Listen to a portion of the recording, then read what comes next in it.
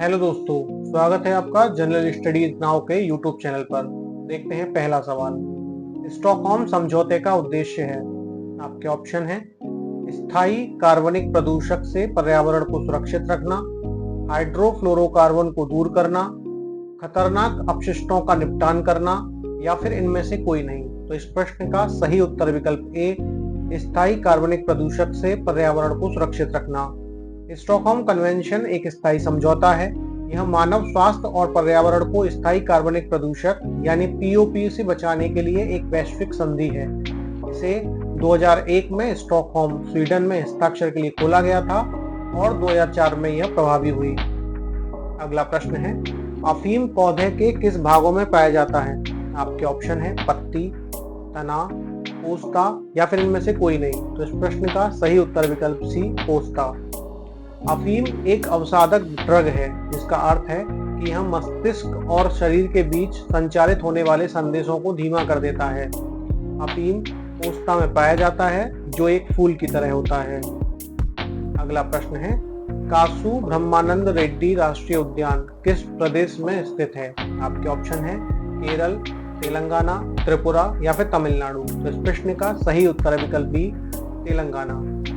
कासु ब्रह्मानंद रेड्डी राष्ट्रीय उद्यान तेलंगाना राज्य में स्थित है। इसका क्षेत्रफल 390 एकड़ में है और यहाँ 600 तरह के पेड़, 140 तरह के पक्षी पाए जाते हैं। इसके अलावा यहाँ तितलियों और कीड़े मकोड़े की भी 30 से अधिक प्रजातियां पाई जाती हैं। अगला प्रश्न है, सफेद एशियाई बाघ किस प्रदेश में पाए जाते हैं? आपके ऑप्शन है पश्चिम बंगाल, तमिलनाडु, केरल, या फिर उत्तर प्रदेश। तो इस प्रश्न का सही उत्तर विकल्प ए, पश्चिम बंगाल।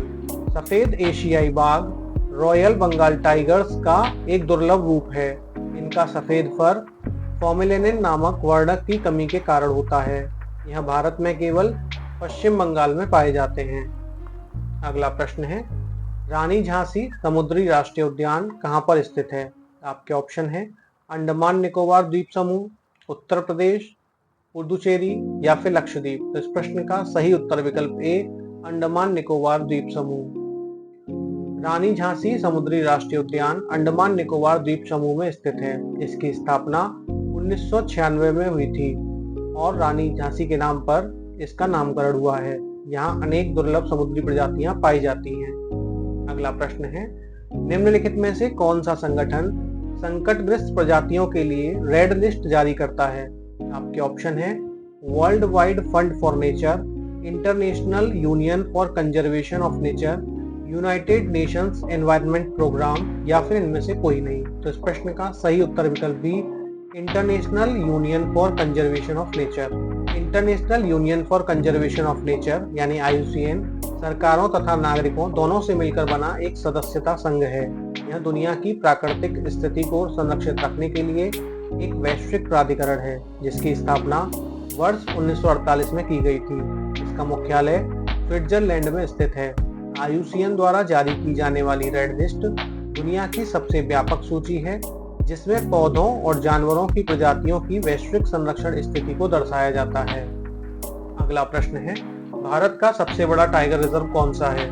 आपके ऑप्शन है रणथंभौर राष्ट्रीय उद्यान, जिम कॉर्बेट राष्ट्रीय उद्यान, कान्हा राष्ट्रीय उद्यान, या फिर नागार्जुन श्रीशैलम अभ्यारण्य। तो इस प्रश्न का सही उत्तर विकल्प डी, नागार्जुन श्रीशैलम अभ्यारण्य।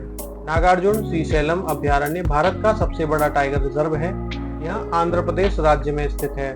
यह 5 जिलों नालगोंडा, महबूबनगर, कुर्नूल, प्रकाशम और गुंटूर में फैला हुआ है। अगला प्रश्न है, मॉन्ट्रियल प्रोटोकॉल किससे संबंधित है? आपके ऑप्शन है व्हेलों की सुरक्षा, वन्यजीव सुरक्षा, ओजोन परत की सुरक्षा, या फिर परमाणु युद्ध। इस प्रश्न का सही उत्तर विकल्प सी, ओजोन परत की सुरक्षा। मॉन्ट्रियल प्रोटोकॉल एक अंतर्राष्ट्रीय पर्यावरण समझौता है। यह ओजोन परत की सुरक्षा से संबंधित है। इसकी शुरुआत 1 जनवरी 1989 को हुई थी। तो दोस्तों, आज के एपिसोड में इतना ही। मिलते हैं अगले एपिसोड में। तब तक के लिए धन्यवाद।